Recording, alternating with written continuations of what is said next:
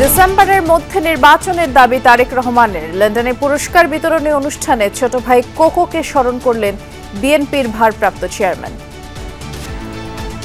রাজনৈতিক অধিকার প্রতিষ্ঠার মাধ্যমে আমরা এমন একটা সরকার প্রতিষ্ঠা করতে চাই যেই সরকার মানুষের কল্যাণে কাজ করবে।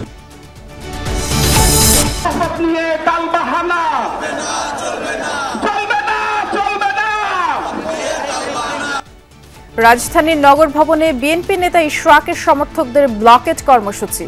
অবিলম্বে মেয়র হিসেবে শপথ পড়ানোর দাবি। যদি শপথ বাক্য পাঠ করানো না হয় আমরা শান্তিপূর্ণ কর্মসূচি পালন করছি। এরপর ঢাকাবাসীকে সাথে করে নিয়ে ঢাকা শহর অচল করে দেওয়া হবে। তাদের কিছু গুপ্ত সংগঠনের লোক তাদের স্বার্থ হাসিলের জন্যই আজকে তারা গড়িমসি করছে। কারাগারে নায়িকা নুসরাত ফারিয়া বৃহস্পতিবার সিএমএম আদালতে অসমাপ্ত জামিন শুনানি। মামলায় নাম থাকায় গ্রেফতার, জানালেন স্বরাষ্ট্র উপদেষ্টা।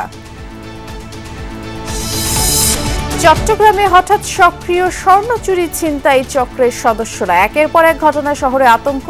2 জন গ্রেফতারের পর বেরিয়ে আসছে চাঞ্চল্যকর তথ্য। এদের লিডার আছে, এদের আরো বড় মাথা আছে, তো সেগুলোও আমরা তাদেরকে ব্যাপক জিজ্ঞাসাবাদের মাধ্যমে সেগুলোও জানবো এবং তাদেরকেও আমরা আইনের আওতায় আনতে পারবো। বাজেটের সাথে সংস্কার কার্যক্রমের সম্পর্ক নেই মন্তব্য ডক্টর দেবপ্রিয়ের। রাজস্ব আয়ের বড় অংশ ব্যয় হবে সুদ ও ভর্তুকিতে।